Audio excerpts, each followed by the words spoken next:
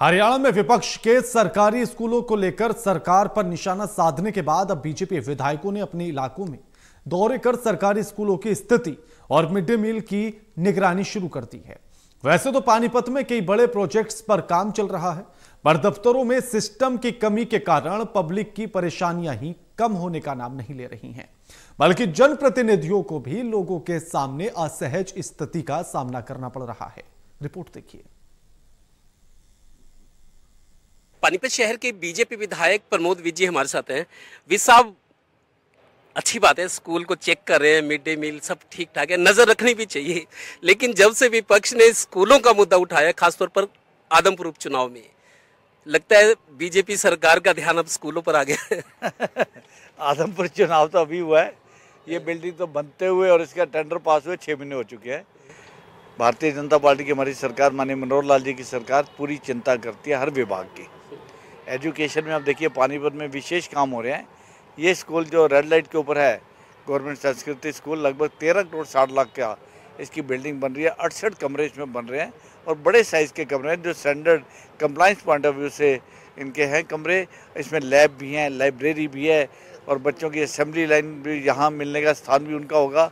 Mid मील की पूरी व्यवस्था होगी और आप देखिए जब ये भवन तैयार होकर लगभग सन 2024 में अप्रैल में बन के तैयार हो जाएगा तो लगभग 6000 बच्चे इस स्कूल में पढ़ पाएंगे। अगर सरकारी स्कूल अच्छे बन रहे हैं तो आप ये आह्वान भी करेंगे कि जो बड़े बिजनेसमैन हैं, ऑफिसर्स हैं, कि सरकारी स्कूल में अपने बच्चों को पढ़ाएं, क्योंकि स्कूल अब अच्छे बन गए हैं। ना सिर्फ अच्छे बन गए, या शिक्षा भी बहुत अच्छी है। Let me tell you, private का लोगों को 4 में पैसा इतना देना पड़ता है। मैं एक स्कूल का एग्जाम्पल देता हूँ, पानीपत में विक्टर स्कूल, वहाँ के बच्चों की परफॉर्मेंस तो देखिए, प्राइवेट छोटा सा स्कूल है। टीचर अच्छे होने चाहिए, स्कूल में बच्चों की लगन होनी चाहिए, रिजल्ट उससे आएंगे। बिल्डिंग तो सुविधाजनक स्थान है ताकि बच्चों की सेफ्टी पॉइंट ऑफ व्यू से, उनकी सुरक्षा की दृष्टि से वो बनाए दें और अच्छे अच्छे टीचर हो, अच्छी पढ़ाई करें बच्चे। 3 दिन पहले आपका एक बयान आया था कि नगर निगम में कोई सिस्टम नहीं, आप थोड़ा सा खिन भी नजर आ रहे हो कि सिस्टम ही नहीं बन पाया।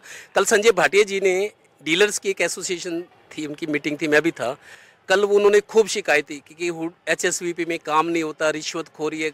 अब ईओ छुट्टी पे चला गया 1.25 महीने। ऐसे क्या कारण है कि म्युनिसिपल कमिश्नर पानीपत में आना नहीं चाहते, कोई कमिश्नर पानीपत नगर निगम में आना नहीं चाहता, कोई ईओ HSVP के दफ्तर में बैठना नहीं चाहता, छुट्टी लेके चले गए हैं?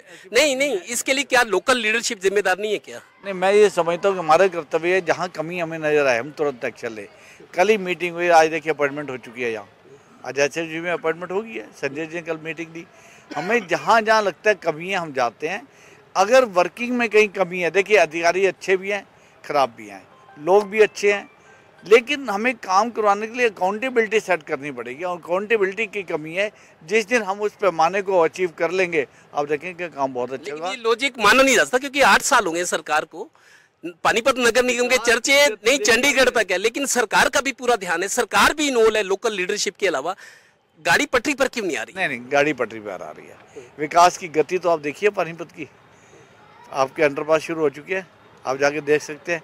विकास स्कूल शुरू हो चुके हैं। अब हमारा हेल्थ के ऊपर ध्यान है, पूरी तरह से चिंता कर रहे हैं और माननीय मुख्यमंत्री की तरफ से किसी चीज़ की मनाही नहीं है। सारा सिस्टम होना चाहिए, सिस्टम नहीं बन पा रहा, इसीलिए आप लोगों को दखल देना पड़ रहा है। मैं वेट कर रहा हूँ, मेयर साहिबा से मैंने टेलीफोन से बात की थी कल और उन्होंने मुझे बताया कि वो 13 तारीख को आ रहे हैं।